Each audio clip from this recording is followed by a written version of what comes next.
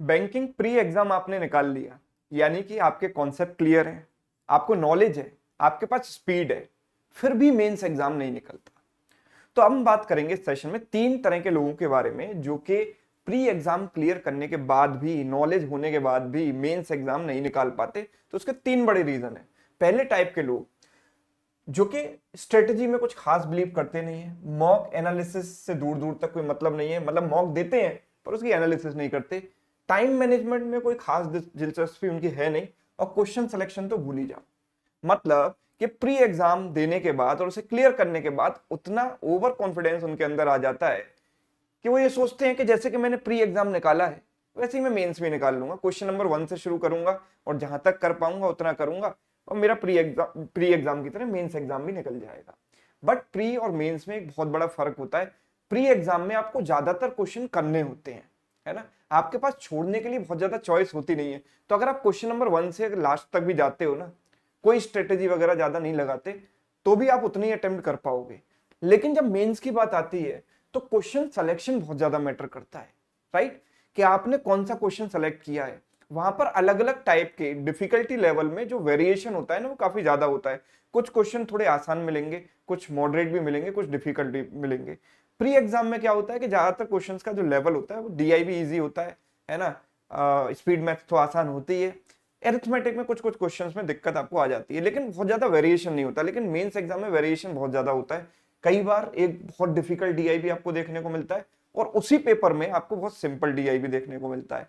तो वहां पर क्वेश्चन सिलेक्शन बहुत ज्यादा मैटर करता है, और वो तभी आप सीख पाते हो जब आप मॉक को प्रॉपरली एनालाइज करते हो।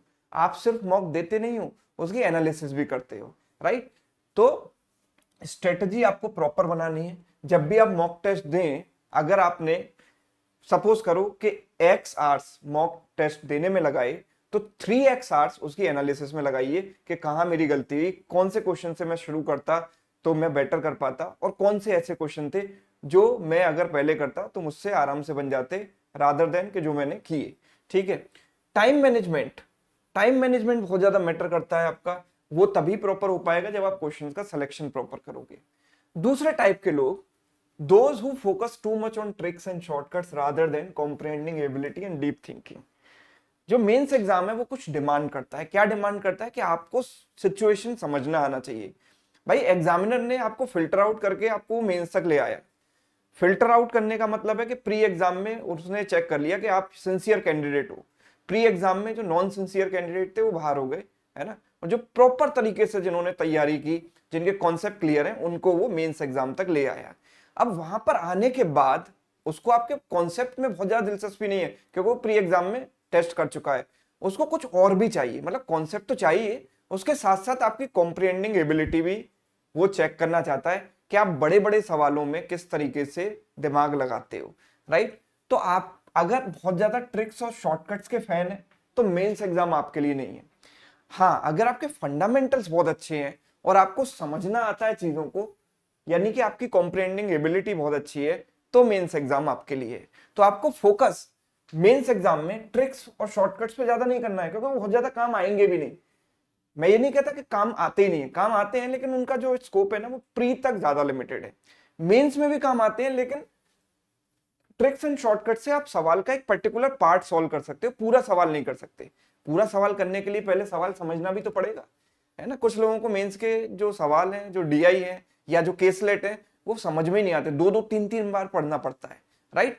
तो इस पर थोड़ा ज्यादा ध्यान देना है, डीप थिंकिंग पर थोड़ा ज्यादा देना, गहराई से चीजों को सोचना है ना। ऐसे सिंपल सिंपल सवाल नहीं मिलेंगे कि सेट पैटर्न पर जो आपने पहले ही किया हुआ है वैसा क्वेश्चन आ गया, आपको पता है कि 2 स्टेप्स में आंसर आता है, आपने कर दिया, है ना। वहां पर आपको सवाल थोड़े अननोन टाइप के मिलेंगे जो आपने पहले नहीं किए होंगे, राइट। तो उन पर आपको थोड़ा सा सोचना पड़ेगा। तीसरे टाइप के लोग, those who are not complete package. Complete package का मतलब क्या है कि जिनकी जो स्ट्रेटजी है वो बैलेंस नहीं है। बैलेंस का मतलब रीजनिंग और क्वांट में सपोज बहुत ज्यादा अच्छा कर लिया है ना अभी तक, और इंग्लिश में उतना ज्यादा अच्छा नहीं है या हाथ थोड़ा तंग है, और जीए तो भूल ही जाओ, उसमें तो कोई दिलचस्पी ही नहीं रहती। तो ऐसे लोग मेंस एग्जाम क्लियर नहीं कर सकते, क्योंकि आपको सेक्शनल कट ऑफ के साथ साथ ओवरऑल कट ऑफ भी क्लियर करनी होती है। अभी आरआरबी पीओ अगर मेंस की बात करें तो वहां पर सेक्शनल टाइमिंग भी आ चुका है, तो एक सब्जेक्ट पर आप रिलाय करके ओवरऑल कट ऑफ अब नहीं निकाल सकते, आपको सभी में बैलेंस बनाकर चलना पड़ेगा। अब बैलेंस का मतलब ये नहीं कि जो आपका ऑलरेडी स्ट्रॉन्ग एरिया है उसको आप खराब कर लो, बैलेंस बनाकर नीचे ले आओ ताकि चारों वीक हो जाए, है ना। जो स्ट्रॉन्ग है उसको तो सुपर स्ट्रॉन्ग बनाना ही है, लेकिन जो वीक है उस पर भी काम करना है। जैसे कि अगर आपकी इंग्लिश वीक है तो आप क्वांट और रीजनिंग में मेंस में बहुत अच्छा परफॉर्म करने की उम्मीद नहीं कर सकते अपने आप से। क्यों?